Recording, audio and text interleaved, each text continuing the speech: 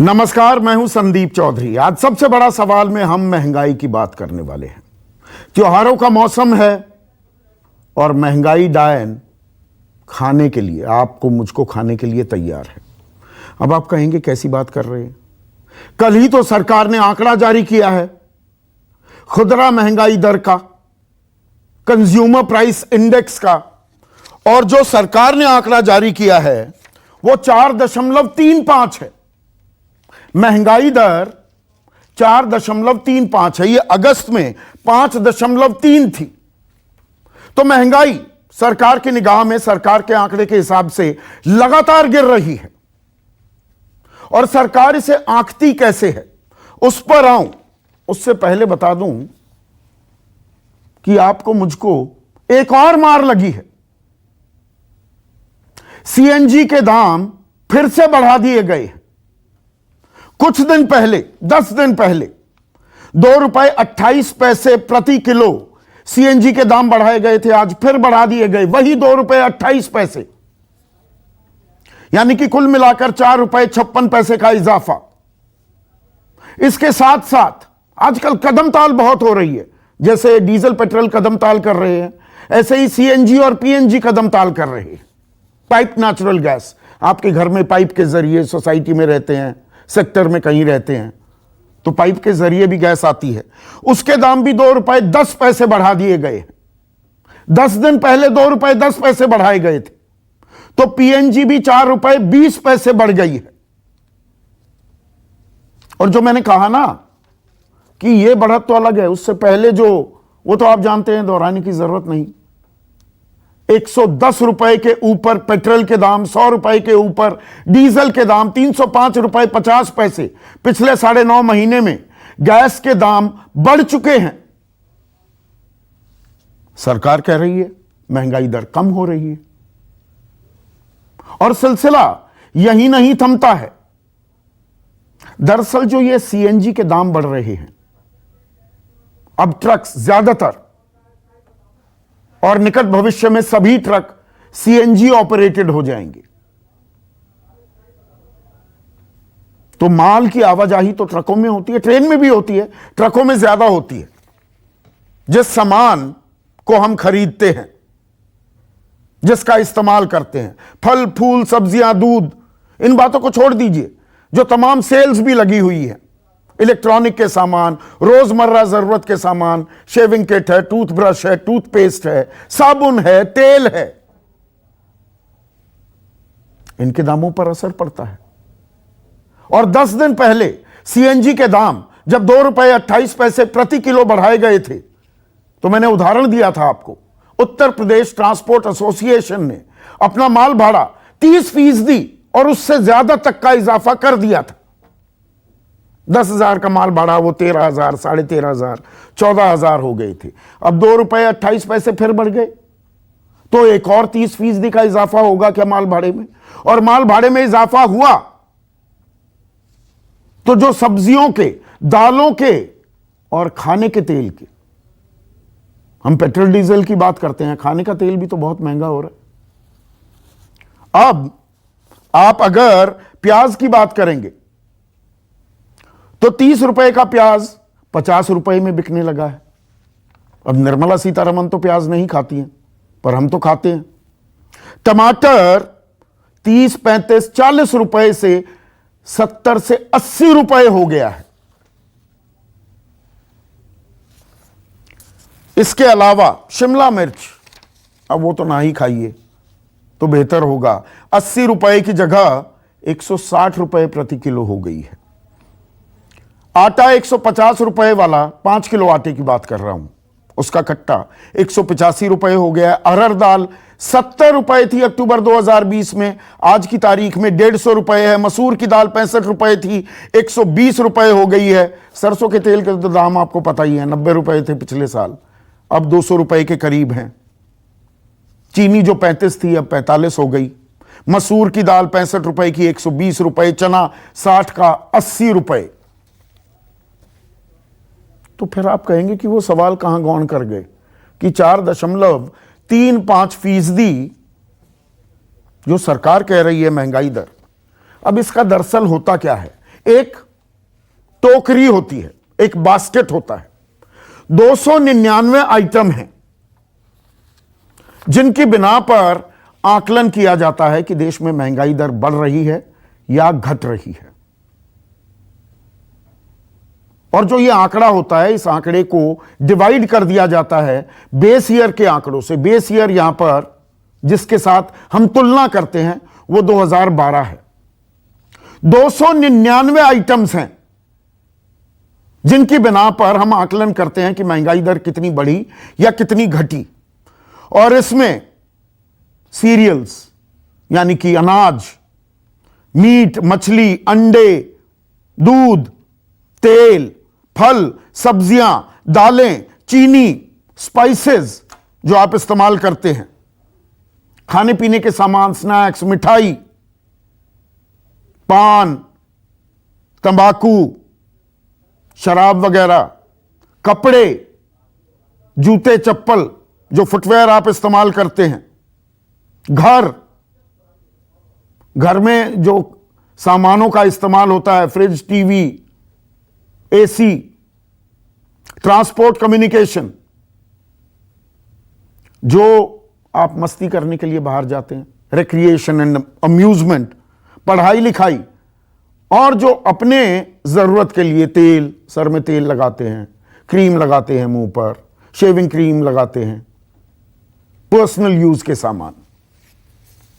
अब इसमें होता क्या है कि जो मैंने आंकड़े गिनवाई है तो कुछ कम है, जिन चीजों के नाम गिनवाए, बहुत सारी चीजें ऐसी हैं जिनके दाम घटे भी हैं।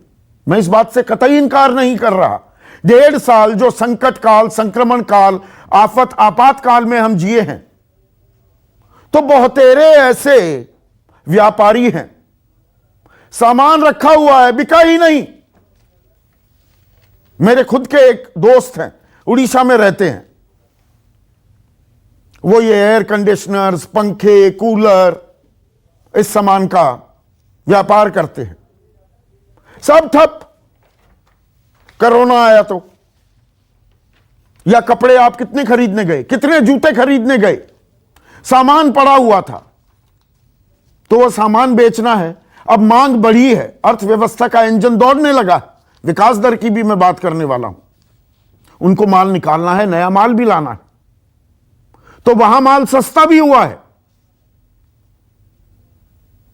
तो सरकार तो ओवरऑल पिक्चर दे रही है, पर हमें अंदर झांकने की, इस टोकरी में क्या अंदर झांकने की जरूरत नहीं है? और क्या सरकार को भी यह देखने की जरूरत नहीं है? शक्तिकांत दास ने मौद्रिक नीति का ऐलान करते हुए, ताजा मौद्रिक नीति का ऐलान करते हुए इस बाबत चिंता भी जाहिर की थी। सदैव शब्द का इस्तेमाल करते हैं हमेशा आरबीआई गवर्नर। तो अभी तो महंगाई जो थोड़ी काबू में दिख रही थी, वो इसलिए भी थी, सप्लाई कंस्ट्रेंट से माल आ नहीं रहा था, फैक्ट्रियां बंद हो रही थी, जो माल आ भी गया वो बिक नहीं रहा था। अब वो बिकने लगा है, सस्ता ही सही, कुछ चीजें महंगी हुई है, पर अब वो धीरे धीरे जैसे जैसे डिमांड, मांग बढ़ेगी, मांग नहीं थी, तो क्या महंगाई डायन को और न्योता देंगे, वो और खाएगी? और यह सवाल इसलिए जरूरी हो जाता है कि कल इंटरनेशनल मॉनेटरी फंड, बड़ी एजेंसी है, बड़ा फंड है, उन्होंने कहा कि भारत की जो विकास दर है वो 9.5% रहेगी। दुनिया में अव्वल रहेगा भारत विकास दर के मामले में। बाकी देशों का आकलन करें 5.5% के करीब उन्होंने आकलन किया, 5.25 से 5.5% के बीच। तो यह अपने आप में बहुत अच्छी खबर है। हमने 24% का गोता भी लगाया, लेकिन अब हम उभरेंगे तो महंगाई क्या और बढ़ने वाली है, क्योंकि मांग बढ़ेगी और त्योहारों का यह मौसम आ गया है। यह तो सितंबर के मैंने आंकड़े बताए, बेस ईयर इफेक्ट भी होता है और सितंबर में परिस्थिति अलग। इस बार अब बाजार और खुल गए और अभी तीसरी लहर की आशंका लगभग ना के बराबर दिखाई दे रही है। तो जैसे जैसे विकास दर बढ़ेगी, महंगाई दर भी बढ़ेगी क्या? और आम आदमी क्या कह रहा है इस बारे में, सुनिए। 50 रुपये हो गई। 50 रुपये हो गई सीएनजी। जब सीएनजी की रेट बढ़ेगी तो ऑटो को भी किराया बढ़ेगा। हमारा जो सीएनजी का जो है रेट बढ़ने से हम लोगों का इसमें नुकसान भी होता है। सवारी हमें किराया नहीं देती है, किराया बढ़नी चाहिए। बहुत चंगी लगती है, मुसीबत नहीं है। और बताओ और क्या मुसीबत आएगी इससे ज़्यादा? इतना महंगा। अब बड़े लोग तो खा भी लेंगे, गरीब आदमी कहाँ से खाएगा? मजदूरी कर रहा है वो 300 रुपये की रोज की, तो वो महीने में कहाँ से खाएगा इतना? सब चीज़ महंगा है, सारा पेट्रोल, डीजल, गैस, तेल। अब मेरे को लगता है कोयले की बारी है। सेब का रेट भाड़ा बहुत महंगा हो गया, बहुत मोटे लॉस में चल रहे हैं। कश्मीर में भाड़ा दुगना हो गया। महंगाई हर चीज़ में हो रही है। अब जैसे तैसे तो हमने डीजल की गाड़ी बेच के सीएनजी की गाड़ी खरीदी। अब उसमें भी ये दिन देखना पड़ रहा है कि इसमें भी आए दिन पैसे बढ़ जाते हैं। असर बहुत ज़्यादा हो रहा है। जैसे डेली हम 100-150 के पेट्रोल में, जो हम पटना से बाहर सिटी भी काम करने के लिए जाते हैं, तो अभी जो है वो 100-150 में नहीं हो पा रहा है। 200 से 250 रुपये का पेट्रोल लग जा रहा है। और सरकार से यही मतलब आग्रह करेंगे कि इस पे ध्यान दिया जाए, क्योंकि इसकी वैल्यूज़ के अकॉर्डिंगली हमारे जो प्रोडक्ट्स हैं ना, उसके वैल्यूज़ दिन प्रतिदिन बढ़ते जाएंगे और ये चीज़ हमारे बस में फिर रह नहीं पाएगा। बिल्कुल फ़र्क पड़ रहा है। 50-50 पे आगे, जहाँ 100 रुपये का डलाते थे। जेब से पैसा तो हमारा ही लग रहा है सर, सरकार का थोड़ी लग रहा है। चवन्नी कमा रहे हैं, रुपया खर्च कर रहे हैं, क्या करें? कर्जा करके ही काम चला रहे हैं। सब तो पड़ेगा थोड़ा बहुत, लेकिन अब ऐसे में आज का सबसे बड़ा सवाल, त्योहारों की बहार, महंगाई की मार और विकास दर बढ़ेगी। और ये अच्छी बात है कि हम 9.5% से दुनिया में अव्वल रहेंगे। बढ़ेगी तो अच्छी बात, पर महंगाई भी बढ़ेगी क्या? चर्चा में मेरे साथ बीजेपी के राष्ट्रीय प्रवक्ता, अर्थव्यवस्था को भली भांति समझते हैं, परखते हैं, गोपाल अग्रवाल। कांग्रेस की राष्ट्रीय प्रवक्ता सुप्रिया श्रीनेट वरिष्ठ बिजनेस जर्नलिस्ट रह चुकी हैं। ए.के. वाजपेयी एलजेपी सरकार का साथ देते हैं हर मामले में, नेशनल वाइस प्रेसिडेंट हैं, मुख्य प्रवक्ता हैं एलजेपी रामविलास के। ए.के. वाजपेयी, घनश्याम तिवारी समाजवादी पार्टी के राष्ट्रीय प्रवक्ता, और दो और खास मेहमान, क्योंकि हम महंगाई की बात कर रहे हैं, कुलतरण सिंह अटवाल, प्रेसिडेंट है ऑल इंडिया मोटर ट्रांसपोर्ट के। मैं माल भाड़े जो बढ़े हैं और बढ़ने की पूरी आशंका है, क्योंकि सीएनजी के दाम फिर बढ़ गए, उससे क्या असरात होंगे। और प्रवीण खंडेलवाल, महासचिव हैं confederation of all India traders. तो माल सस्ता मिलेगा, महंगा मिलेगा? प्रवीण भाई से भी पूछेंगे। लेकिन गोपाल बाबू, सरकार कह रही है, और मैं आंकड़े बिल्कुल मानता हूं, मैं आंकड़ों का हमेशा सम्मान करता हूं, महंगाई दर घट रही है 4.35% पर आम आदमी महंगाई से त्राहिमाम कर रहा है। यह भी एक हकीकत है, ये मानेंगे कि नहीं? नहीं मानेंगे। महंगाई की जो दर है, महंगाई की मार हर आदमी को पड़ती है, और गरीब और जो मिडिल क्लास उसको ज्यादा पड़ती है। इसीलिए सरकार जो अलग अलग योजनाएं ला रही है, जन कल्याणकारी योजनाएं ला रही है, उसके अंतर्गत इस बात का पूरी तरह से चिंता कर रही है कि गरीबों को सरकार की योजनाओं का सीधा लाभ मिले। कोविड की बहुत बड़ी त्रासदी देश ने झेली है, उससे उभरने के लिए कुछ लोगों के लिए जो बहुत समस्या हो गई है, उनको सीधा उनके खाते में बिना किसी भ्रष्टाचार, लीकेज के पैसा जाए। यह सरकार की बहुत सारी योजना है, मैं अभी सबको लिस्ट नहीं दूंगा, लेकिन किसानों के लिए, मजदूरों के लिए, और भी समाज के रेहड़ी पटरी वालों के लिए बहुत सारी योजनाएं सरकार ने लाई है। दूसरी बात है कि अल्टीमेटली लॉन्ग टर्म में अर्थव्यवस्था कैसे ठीक होगी, वह होगी मैन्युफैक्चरिंग और ग्रोथ जो होगी, जो उसमें पूरा इकोनॉमिक ग्रोथ होगी, तभी अर्थव्यवस्था लॉन्ग टर्म में तेजी से आगे बढ़ेगी। केवल सरकार पैसा लोगों के खाते में डालते जाए, उससे अर्थव्यवस्था एकदम बढ़ेगी नहीं। तो सरकार उसके लिए जो आत्मनिर्भर पैकेज है, इंडस्ट्री को पीएलआई स्कीम्स हैं, और बहुत सारी जो ऋण की योजनाएं हैं, या और सारी जो मॉरेटोरियम है, उन सब योजनाओं को भी सरकार, आरबीआई और वेरियस इंस्टीट्यूशंस ला रहे हैं, इम्प्लीमेंट कर रहे हैं।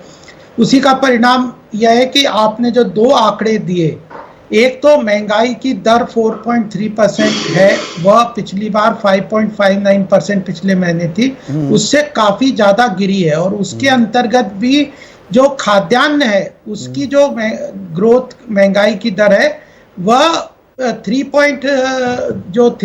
जो 3.11% से जो पिछले महीने बढ़ी थी, वह उसकी ग्रोथ 0.61% है। तो जो खाद्यान्न की जो महंगाई है, जो उसकी दर है, उसको सरकार जरूर कम करने में कामयाब जन हुई है। कल्याणकारी नीतियां चला रहे हैं, महंगाई भी कम कर रहे हैं। मैं एक छोटा सा उदाहरण दूंगा, एक बड़ा छोटा सा गणित, 4-5 चीजों का गणित। गैस के दाम 15 रुपए बढ़े गोपाल बाबू, इसी महीने की बात कर रहा हूं, 305 रुपए 50 पैसे नहीं, पिछले 9.5 महीने का हिसाब किताब नहीं ले रहा हूं, इसी महीने का 15 रुपए गैस के दाम बढ़ गए। 4 आदमियों के घर में 1 सिलेंडर तो महीने में खर्च हो जाता है। टमाटर 3 किलो तो खा लेता है ना एक परिवार एक महीने में। 40 रुपए दाम बढ़ गए तो 120 रुपए टमाटर के दाम बढ़ गए। प्याज 20 रुपए महंगा हो गया है, 5 किलो प्याज तो खा लेता है। अब निर्मला सीतारमन के परिवार में ना खाए, आम परिवार में खाते हैं। चीनी भी 5 किलो का इस्तेमाल कर लेते हैं, 6 से 7 रुपए चीनी बढ़ गई। हरी सब्जियों का मैं मोटा मोटा कह रहा हूं कि 10 रुपए प्रति किलो आपके दाम बढ़े हैं, मोटा मोटा आकलन लगा रहा हूं, दुगने भी दाम हो गए। तो 100-125 रुपए ही लगा लो 10 किलो सब्जी। और सीएनजी के दाम बढ़ गए। ये सिर्फ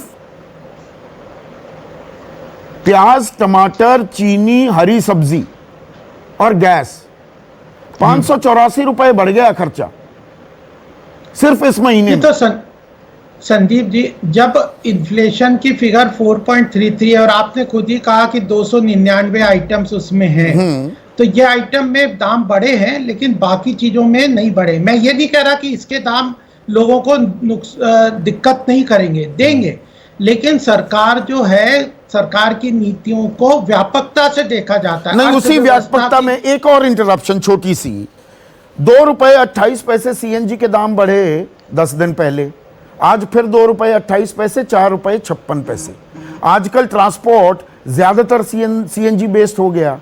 2 रुपए 28 पैसे बढ़ने में ही, और आप कार्यक्रम में थे, यूपी ट्रांसपोर्ट एसोसिएशन ने अपने माल भाड़े 30% तक बढ़ा दिए। अब 30% और बढ़ जाएंगे तो ये फल फूल, सब्जियां, दूध, अंडा, मीट, ये तमाम चीजें और बढ़ेंगी कि नहीं बढ़ेंगी? नहीं, तो अगर बढ़ेंगी तो यह महंगाई दर में इनका रिफ्लेक्शन होगा या नहीं? मुझे आप संदीप जी, आप तो अर्थव्यवस्था को समझते, बताओ। अगर ये दाम आने वाले वक्त के लिए एक चिंता जाहिर करनी चाहिए। आम आदमी त्योहारों में परेशान हो रहा है। मेरा सवाल ये है, मैं सीधे आम आदमी के सरोकार की बात कर रहा हूं। नहीं, मैं बिल्कुल आम आदमी की सरोकार आपको जितनी है उतनी हमें भी है। हम भी राजनीति में है, हमें भी वोट की चिंता है, यूपी के भी इलेक्शन है, सब इलेक्शन है। तो हम आम आदमी की चिंता नहीं कर रहे तो मतलब अपने पैरों पे कुल्हाड़ी मार रहे हैं। लेकिन सीएनजी के दाम बढ़ गए, पीएनजी के भी दाम बढ़ा दिए। नहीं, तो उसका मतलब ये नहीं ना संदीप जी कि वस्तु स्थिति से आंख बंद करके कबूतर की तरह बिल्ली के सामने से बैठ जाए कि बस बिल्ली चली गई। देखिए, अर्थव्यवस्था की आवश्यकता, यही तो फर्क है यूपीए कांग्रेस और हमारी नीतियों में। इन्होंने एयर इंडिया को प्राइवेट लाभ में चलती हुई कंपनी को, उसको प्राइवेट हाथ से लेके नेशनलाइज किया और 62,000 करोड़ का कर्ज चढ़ा के आज उसको बेचना पड़ा। तो यह इनकी अर्थव्यवस्था की स्थिति थी। आज एक ट्रांसपेरेंट रूप से सरकार ने बोल्ड डिसीजन लिया। अर्थव्यवस्था को चलाने के लिए कुछ समस्याएं हैं, लेकिन हमने इन्फ्लेशन को पूरी तरह ध्यान में रखा हुआ है। मैं वही इन्फ्लेशन की बात, मैं वही समझना चाह रहा हूं, और मैं आंकड़ों को डिनाई नहीं करता हूं। सरकार के आंकड़े हैं, वो बता रहे हैं इन्फ्लेशन घट रही है। सरकार के आम आदमी से मैं देखिए, आप इकोनॉमिस्ट हैं, अर्थव्यवस्था को समझते हैं, थोड़ी बहुत अर्थव्यवस्था को मैं भी समझता हूं, पर आम आदमी को सड़क पर अगर गोपाल बाबू जाकर ये कहोगे देखिए महंगाई दर कम कर दी हमने, वो क्या कहेगा आपसे कि कौन सी दुनिया में हो, महंगाई बढ़ रही है? आम आदमी यही कहेगा ना, गलत तो नहीं कह रहा मैं। आम आदमी को हम ये नहीं कहेंगे कि महंगाई दर कम कर दी, उसको तो हम आपने जैसे आटे, दाल, चावल, इसके रेट बताएंगे और वही कंपेयर करेंगे। ये तो आपके डिबेट में जहाँ पे अर्थव्यवस्था का पुट है, आंकड़ों की बहुत बात होती है, वहां पे ये बता रहे हैं कि अल्टीमेटली अगर आप इन 5 आइटम या 10 आइटम, 25 आइटम को गिना रहे हो तो 299 में से 250 आइटम को आप छोड़ भी रहे हो। सुप्रिया श्रीनेट रिस्पॉन्ड कीजिए। बिल्कुल नहीं, जायज बात कह रहे हैं कि भाई जब वो टोकरी 299 आइटम्स की है, वस्तुओं की है, तो कुछ के दाम बढ़ गए पर ओवरऑल महंगाई तो कम हो रही है।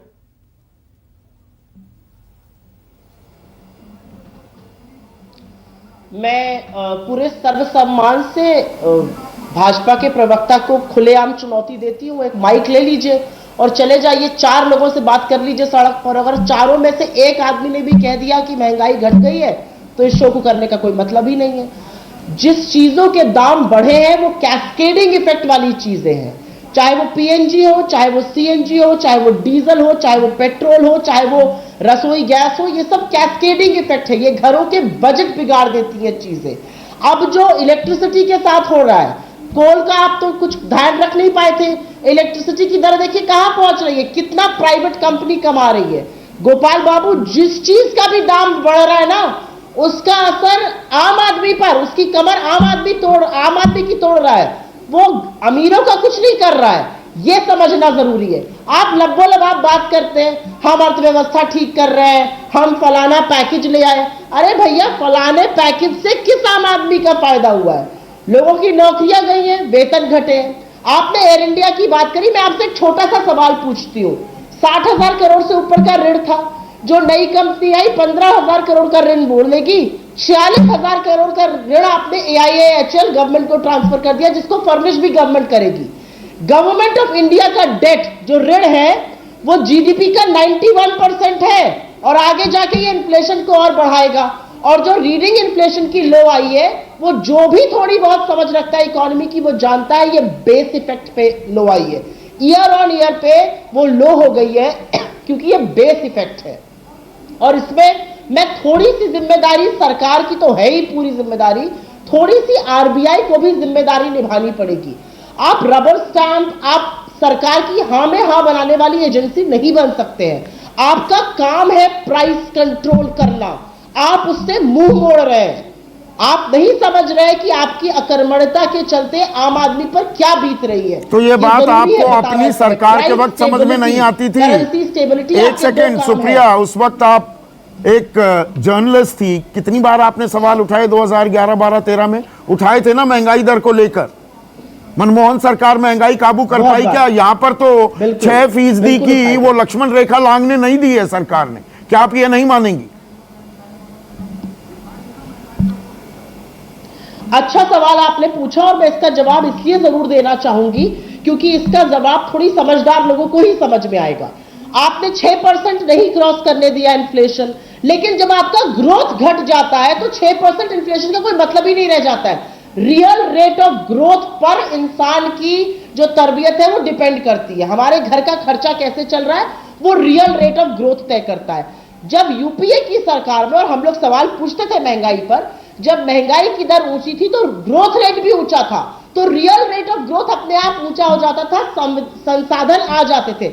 आज ग्रोथ रेट बैठ गया है, वर्ल्ड बैंक ने तो फिर से लोअर कर दिया हमारा ग्रोथ रेट इस साल का। इंटरनेशनल मॉनेटरी फंड कह रहा है दुनिया में अव्वल नंबर पर रहेंगे हम विकास दर के मामले में। सुप्रिया, इंटरप्ट कर रहा हूं।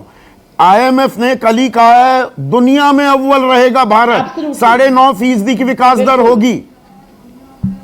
बिल्कुल। IMF ऑलरेडी 3 बार रिवाइज कर चुका है लोअर हमारी ग्रोथ रेट। अभी आगे देखिए, आगे भी हमारी लोअर ग्रोथ रेट रिवाइज होगी। बाकी दुनिया की तो 5.36% बता रहा है ना, हमारी 9.5% करेगा। बिल्कुल, अच्छी बात आप कह रहे हैं। ये क्यों हो रहा है? क्योंकि हमारी इकोनॉमिक वॉल्यूम श्रिंक कर गई है। The size of our GDP, the size of our economy has shrunk, and on that shrunk base we will be growing faster. ये समझना जरूरी है और इसीलिए वर्ल्ड बैंक ने लोअर किया है, IMF भी लोअर करेगा।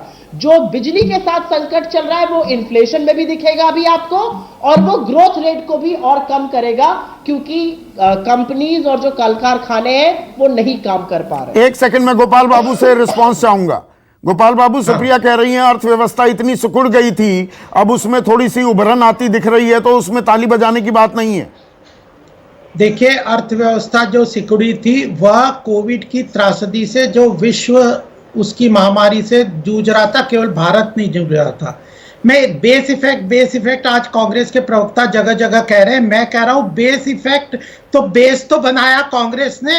अगर 75 साल हम मना रहे हैं स्वतंत्रता के, उसमें से 67 साल, 68 साल, 60 साल तो कांग्रेस ने बेस बनाया, तो बेस इफेक्ट को क्यों लेके तालियां बजा रहे हो? बेस इफेक्ट तो इनका है। बेस इफेक्ट में अगर जवाब नहीं, देना है तो मेरा 7 सवाल साल ये का। है कि नहीं, 9.5% सुनो संदीप जी, मेरे को पूरी बात कहने दो। हाँ, नहीं, करिए। एक दूसरी बात, नहीं देखिए, एक और बात इनने, सुप्रिया जी ने एक और बात करी थी कि जी रियल ग्रोथ को हम कंपेयर करेंगे। अरे उस वक्त रियल ग्रोथ इनके यूपीए के टाइम में 7% के करीब थी और इन्फ्लेशन क्या था, 10% था, तो नेगेटिव 3% की ग्रोथ चल रही थी। आज इन्फ्लेशन 4.3 है और हम जीडीपी ग्रोथ रेट 9.5 की ये बात तो कर अभी रहे हैं। उबार की बात है ना। जो आखिरी तिमाही थी जनवरी से मार्च 2020, 3.2% की थी हमारी विकास दर। तो संदीप जी, अगर त्रासदी को किसी ने मेहनत से, मजबूती से और सामूहिक रूप से किसी ने उस त्रासदी को लड़के से ठीक किया है, फैक्ट को तो दुनिया में कोई नहीं, इसमें एक चीज हटा समझाइए, सकता। क्योंकि आप अर्थव्यवस्था, अर्थशास्त्र को मुझसे बेहतर समझते हैं। देखिए, ये जो परसेंटेजेस की जब हम बात करते हैं, हमें इकोनॉमी के साइज को भी ध्यान में रखना होगा कि नहीं। मैं एक उदाहरण देता हूं, जैसे किसी भी कंपनी में होता है, चैनल में भी होता है। भाई हम तनख्वाहें बढ़ाते हैं तो संपादक क्या कहेगा? एक 50,000 रुपए का मुलाजिम है, उसको कहेगा भाई तुम्हारा 10% का मैंने अप्रेजल किया है, 10% इंक्रीमेंट दे दिया। वो आदमी कूदता हुआ जाएगा और पूछेगा कि आपका कितना हुआ, कि मेरा भी 10% हुआ है। संपादक की तनख्वाह फर्ज कीजिए 5 लाख रुपए है, उसके तो बढ़ गए 50,000, मुलाजिम के बढ़े 5,000। तो ये कई बार आंकड़े, ये परसेंटेजेस सही तस्वीर नहीं देती हैं, साइज देखना पड़ता है। 50,000 वाले को 5 लाख के बराबर आने के लिए 100% का इंक्रीमेंट चाहिए होगा। देखिए गलत तो नहीं मैं कह रहा। बातें नहीं, बिल्कुल सही बात है। मैं दो बातें आपके सामने बात कर रहा हूं। परसेंटेज इसीलिए दिया जाता है कि हर का बेस अलग अलग होता है। अगर ये कहें कि मेरे भी 5,000 बढ़ गए और आपके भी 5,000 बढ़ गए और मैं 50,000 कमाता हूं और आप 5 लाख कमाते हैं, तो मेरे तो 5,000 10% हो गए, आपका तो 1% नहीं, वो बात मैं समझ गया। और ये सुप्रिया, एक क्विक कमेंट चाहूंगा। एक मिनट सर, 3 मेहमान अभी आराम से बैठे हैं।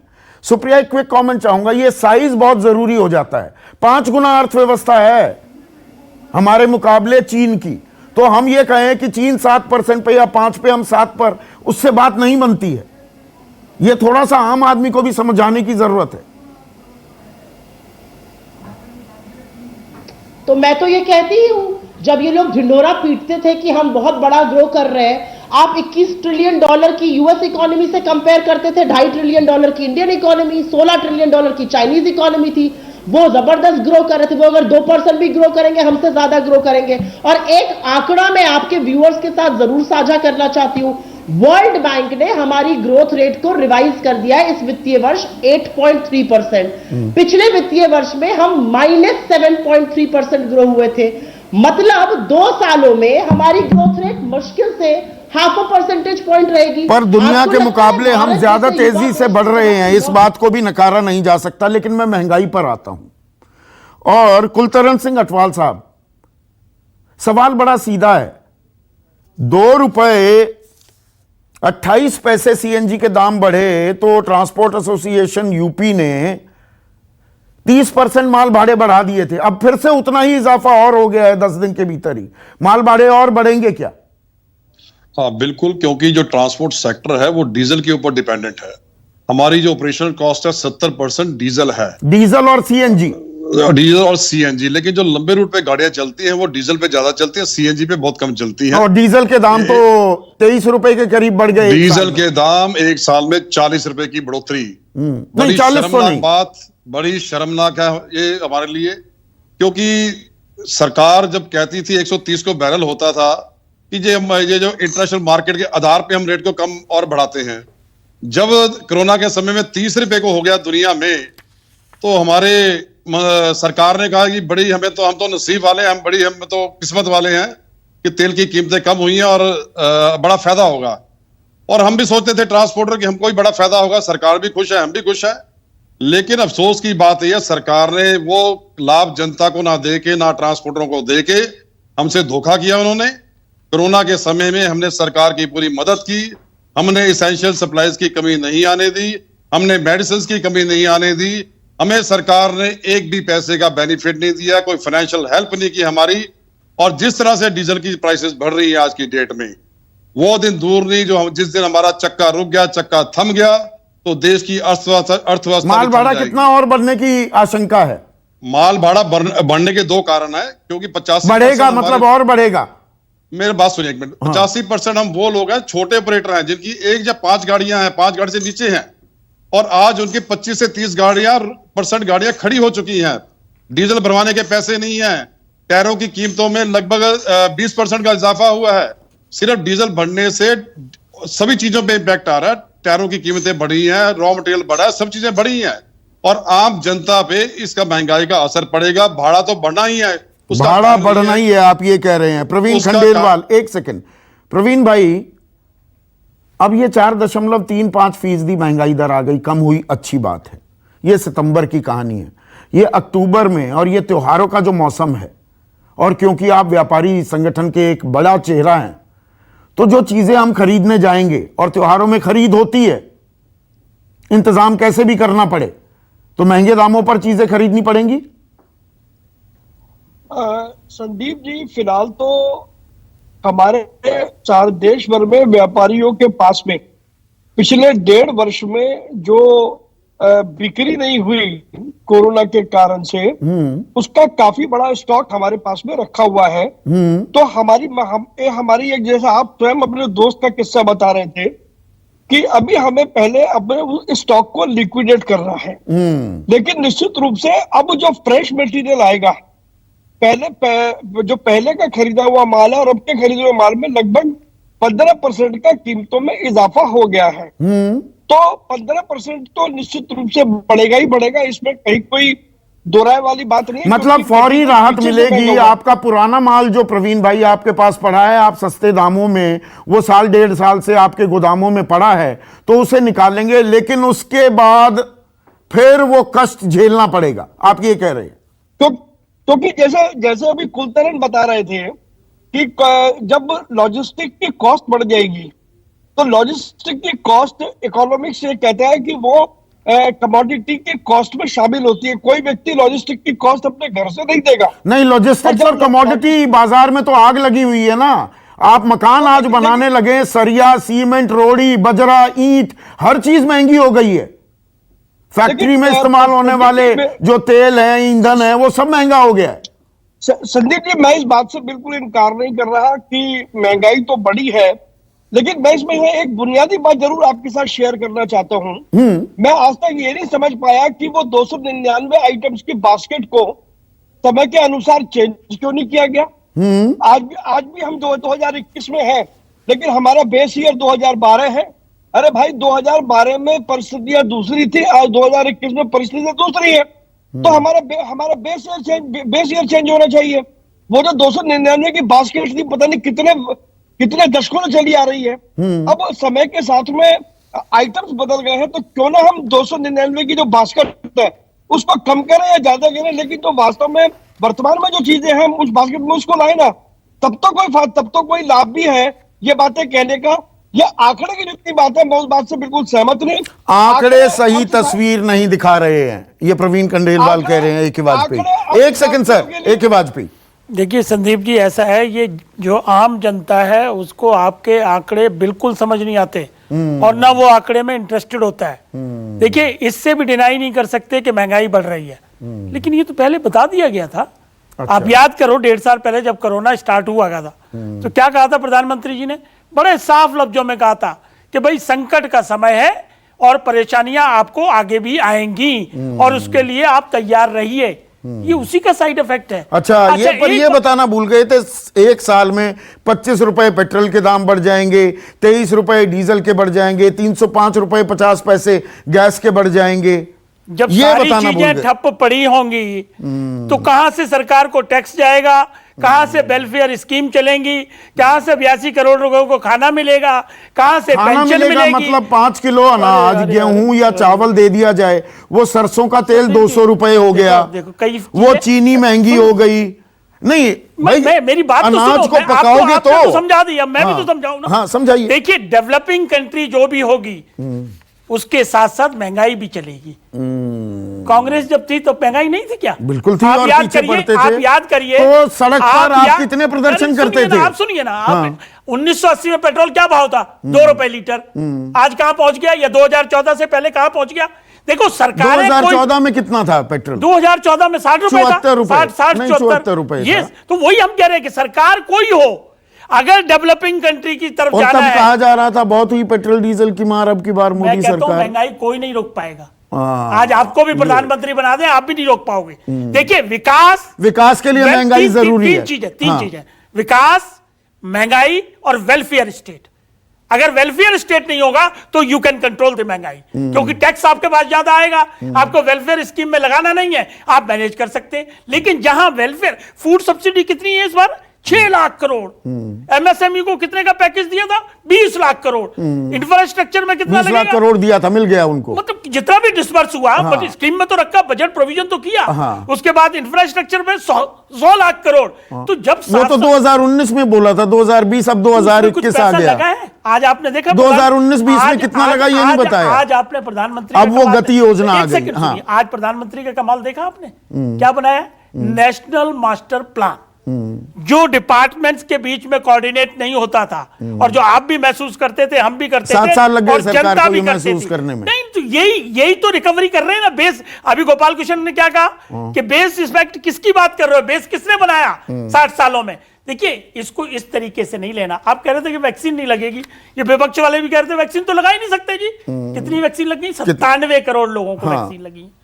मतलब हर अभी चीज एक में। डोज वाली बताइए, 1 सेकंड सुनिए, 2 डोज कितनों को लगी? अब जो भी हम कहते हैं ये करिए, नहीं, सवाल तो पूछे जाएंगे। तो क्या 97 करोड़ नहीं लगी?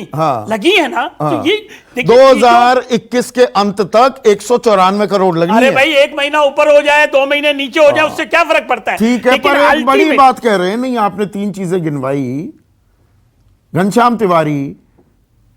अगर वेलफेयर स्टेट है, जन कल्याणकारी नीतियां होंगी, महंगाई बढ़ेगी, इसे कोई नहीं रोक सकता। बिना लार लपेट के कह रहे हैं कि वाजपेयी। नमस्कार संदीप जी, आपको, दर्शकों को और को-पैनलिस्ट सभी को अष्टमी की शुभकामनाएं। देखिए, ये इस तरीके की दलील है कि क्लाइमेट नहीं बदला है, हम बदल गए हैं, देश के प्रधानमंत्री की दलील थी। और भारतीय जनता पार्टी के प्रवक्ता, भारतीय जनता पार्टी के मंत्री एक उल जलूल दलीलें देते रहे हैं। रामेश्वर तेली जी, जो कि केंद्रीय मंत्री हैं पेट्रोलियम एंड नेचुरल गैस के, उन्होंने कहा कि आजकल तो पानी 100 रुपए का आता है, हिमालयन वाटर, ये असम में वो बता रहे थे। फिर उन्होंने कहा कि आपको फ्री में वैक्सीन दे रहे हैं, आप तेल के दाम, बढ़े हुए तेल के दाम नहीं देंगे। आपने पिछले 7 सालों में आपने पिछले 7 सालों में सिलेंडर के दाम डबल कर दिए, डीजल के दाम आसमान छूते रहे, और आप अपनी ही पीठ थपथपाते रहे। दरअसल सरकार के पास, जैसे मैं आपकी बहस में अक्सर कहता रहा हूं, सरकार के पास आर्थिक सोच का कोई स्रोत नहीं है।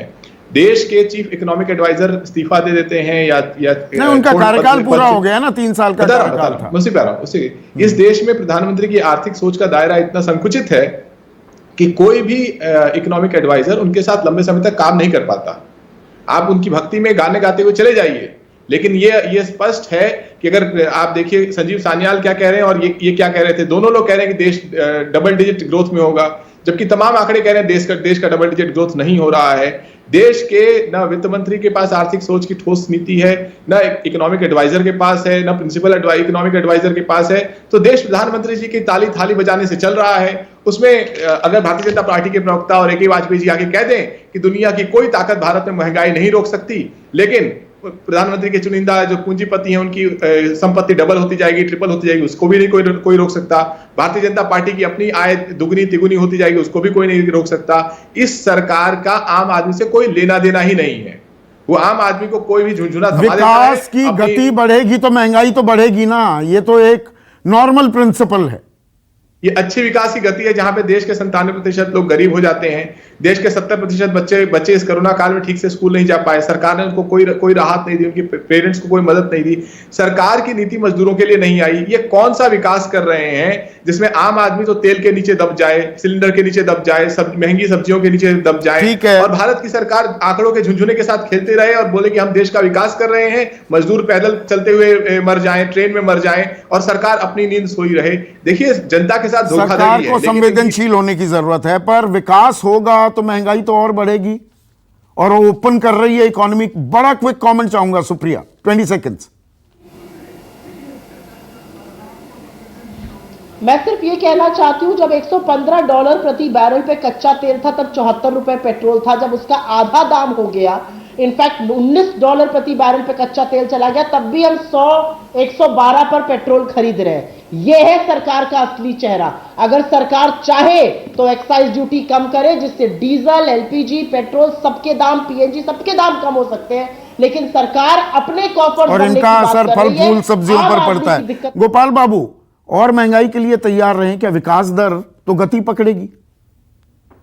नहीं, बिल्कुल नहीं। महंगाई दर 6 से ऊपर नहीं होगी, ये हमारा कमिटमेंट है। आरबीआई ध्यान रख रही है, नीति पॉलिसीज हर क्वार्टरली बनती रहती है, बीच बीच में पीरियोडिकली हम चेंज करते हैं। हमने इन्फ्लेशन तो आप भरोसा ये दे रहे हैं महंगाई को काबू में रखेंगे, लेकिन महंगाई डायन, मैं कई दिनों से कह रहा था, मेकअप रूम में बैठी है, वो मेकअप रूम से बाहर भी आ रही है।